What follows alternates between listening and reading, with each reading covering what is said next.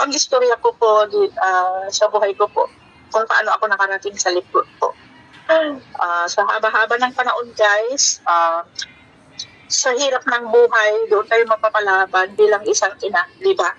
So, kung bilang isang ina, gagawin mo po ang lahat, di ba? Sa pagkabata ko pa lang ho, naranasan ko lahat ang hirap sa buhay kasi maaga po akong naulila dahil ang sinabi ni Coach sa kanina. Pero ako pa yung taong hindi sumusuko guys. Kasi palaban talaga ako kung anong nasa mind ko pagkabata hanggang sa lumaki ako, ginawa ko po yun. Ngayon, bilang mula ng pagkabata ko, nag-asawa po ako, and then nagkaroon po, may 4 na po akong anak guys. And then, sa dinami-dami ng networking guys, ilang beses na po akong na-fail, na-scam by 7 times po. At saka pang-8 na pong live good. But I never stop searching my journey guys. So, pinag-pray ko talaga kay Lord na bigyan niya ako ng magandang company na mas maganda pa sa mga sinalihan kong iba. Kasi, salamat kay Lord kasi binigyan niya ako ng ganitong character guys at attitude, yung mapagpakumbaba at matulungin sa lahat ng tao na kahit ganito akong simpleng tao guys. Nangangarap ako na balang araw mababago rin ang buhay ko. Sorry po sa emotional, but labas lahat ito, galing lahat sa puso ko ang mga sinasabi ko guys para makarelate kayo sa mga kapwa ko, OFW dyan, kahit hindi OFW ko. Kung may pangarap ka po, huwag ka pong susuko. Dahil pag naumpisan mo yung pangarap mo, lalo pag ikaw pa ang breadwinner sa pamilya, huwag kang susuko. Tuloy-tuloy ka lang sa pangarap mo guys. At sa lahat at salamat sa Live Good. Nakapasok ako dito as one of my friend for a long time in Facebook, Coach Jan Alalakit, and I respect. Maraming nag-invite sa akin pero hindi ko in-expect na siya po pala ang makaka-invite sa akin dito sa Live Good. So, thank you Lord kasi binigay niya sa akin ako, napakabait po. Thank you Coach Jan Alalakit from Canada, under Ma'am Monica and Ma'am Carolina, under Coach Sergio Mawan. Thank you Coach. So, under momentum po ako. So, salamat sa mga nagagay sa akin at sa mga mga downline ko, mga leaders ko po. Salamat sa inyo guys kasi kahit gaano ako kahirap dito, minumotivate kayo araw-araw. Ginigising ko po pa kayo kahit sa pag-share ng mga link. Guys, tulungan tayo dito kasi yung energy ko, gusto kong maramdaman nyo. Gusto kong gawin nyo kung anong ginagawa ko. Gusto kong i-copy nyo lahat. Kasi doon tayo, kahit mataas ang pinagparalan mo, kung wala kang determinasyon sa sarili mo, wala kang bilig sa sarili mo, you cannot do it whatever you want in your life. Diba? So, kung ako sa inyo guys, sa mga wala pang kita dito sa Lipo, tuloy-tuloy lang po tayo. Huwag kayong mawala ng pag-asa, tuloy-tuloy lang po dito. Pag malakas ang energy mo, walang imposible kay Lord, basta kapit ka lang sa Kanya. At saka doon ka lalapit sa mga positive, huwag sa mga negatives. Pero ang mga rejection, andyan lang sa side natin. So, the more na reject ka, the more na tumatapang ka, diba? So, gawin lang natin na vitamins yan, na yung rejection natin. Huwag kang maniwala sa mga negatives. Tuloy-tuloy ka lang, diba? And then always smile all the time. And then pag-isip mo pa lang sa umaga, oh my God, Live Good! Andyan si Lipo na nagpapasaya sa atin, diba? Kaya thank you Lord kasi binigay na si Lord sa akin at sa mga leaders na kung saan ako nag-team. Salamat sa inyong lahat, Coach. Ikaw ang namumuna. Idol ko po kita ako. Salamat sa lahat. And then, tuloy lang po tayo sa mga leaders ko andyan kahit mas mataas po yung rank nyo pero yung energy ko hindi nyo kaya. Joke. Hindi nyo kaya. Yun lang ang pinagmamalaki ko, yung big energy ko po na ganyan. Kahit ganito, sa honestly po, ang hirap ng trabaho ko ngayon dito. Ikaw ba ang mag-alaga ng may diferensya? Ang hirap i-manage yung time ko. Diba?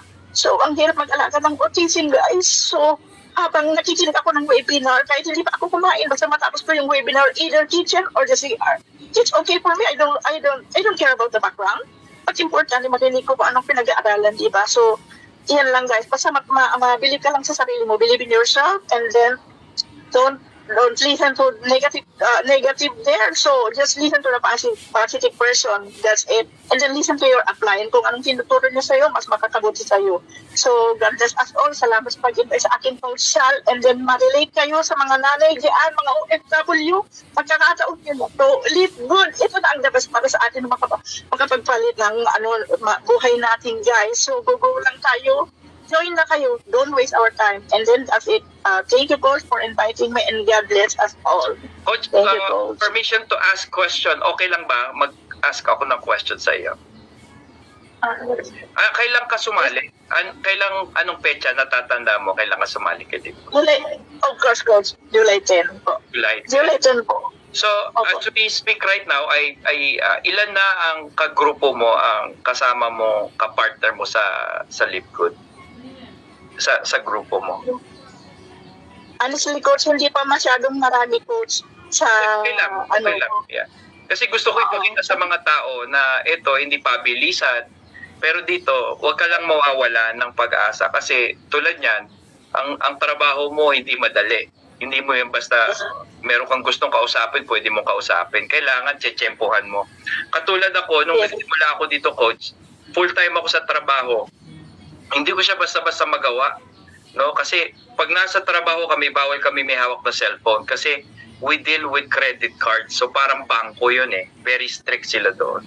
But talagang tsinaga ko lang din. Took me 9 months bago natin nasungkit yung diamond. Which I think you have the energy, you have the passion, you have the skills, you have the determination, you have the desire. I mean, these are all powerful component that you have. Diba? Tsaka yung yung aura mo, energy mo, ay talaga namang mga tao magmamagnet sa iyo. So napakaganda niyan, So, yun lang, Coach, how do you find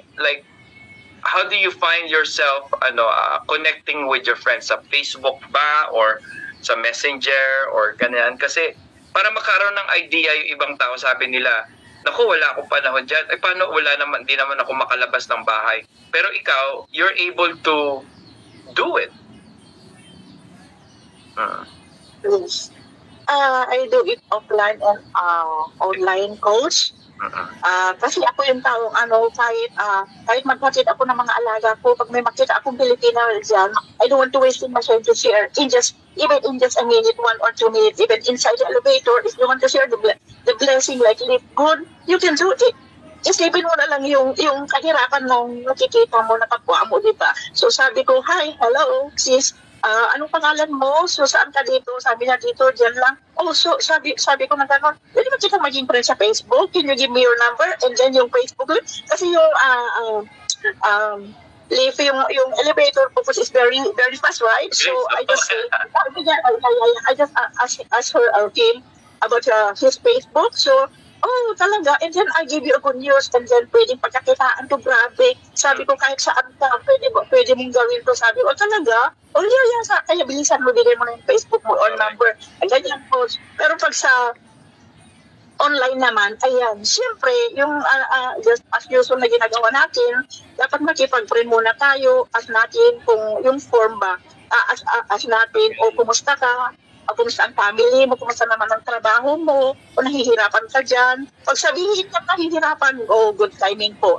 Good opportunity, kung tamang-tama po may i-offer po sa inyo. Kung willing ka bang matuto, willing ka bang makinig, kung okay sa'yo, I give you a time later or just call me or I call you if it's okay for you. And then if she said, okay, and then okay, set the time. That's it. Manage your time talaga, guys. I-manage natin ang time natin. Kung gusto natin makaangat dito, mabilis ang rank natin, di ba? Hindi ko naman ako perfect dito, pero yung energy ko talaga, gusto ko talagang matutunan, Coach.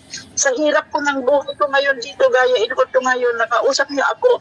Ang liit itong room ko, parang kabaong, sorry to say that. Hindi ako, pag matulog ako sa gabi, ako makauna. Pero ginagawa ko pa rin habang natutulog ako. Ay, nakaupo ako sa mga ako, naglilip ko pag hindi ako makatulog, Live Good. Nanonood ng mga video, sorry po. Sorry. Kasi ito na ang best ko, ito na ang time. Nababago ang pinagpapit ito talaga, ito na ang last. Masasalihan ko po. Itong Live Good kasi nararamdaman ko po. Kasi may nararamdaman ko sa katawan ko ngayon, coach. Kaya gusto kong mag-order ng mga product natin. Gusto kong imunin. Gusto ko pa, para mas lalo akong gumanda. Di ba? Kahit 50 ako. Yes. Kahit 50 na po ako. Pero gagawin ko talaga yun. Di ba? So, habang nagiging network ka, talagang gawin mo ang best mo. Wag lang sa loob. Dapat naman, presentable ka in many ways. Correct. Di ba? Ganun lang yun. Kaya, especially po, good character and good attitude. At saka dito sa Live Good, kaya lang sinasabi ko sa mga downline ko, ay kahit hindi ko downline po, pag nandito ka sa networking talaga, maiiba ang attitude mo talaga. Grabe.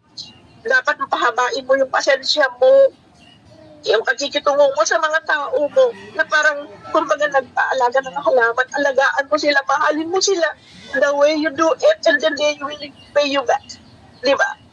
So, thank you Lord kasi ganyan po ako po. So, salamat sa pag-invite talaga. So, Welcome. as long as you want me, and then I always be here to motivate our co-partners. Galing good po. Salamat po sa coach. Thank you, Coach. My goodness, yan ha. Talaga, we feel special, ano? Isang request lang, you make it happen. Timing naman talaga off ka rin. So, sana mga kaibigan, ano, na-inspire kayo sa istorya ni Coach Ella Francisco, no? Huwag ka lang bibitaw, no? Tingnan nyo, guys. Sa Live Good, huwag ka lang bumitaw. Dalawang bagay pwede mangyari, sabi ni Coach Fernan. Pwede kang kumita hanggang 100,000 pesos. Huwag mo lang bibitawan yung subscription mo. Pero kung gusto mong yumaman, i-share mo si Live Good sa iba.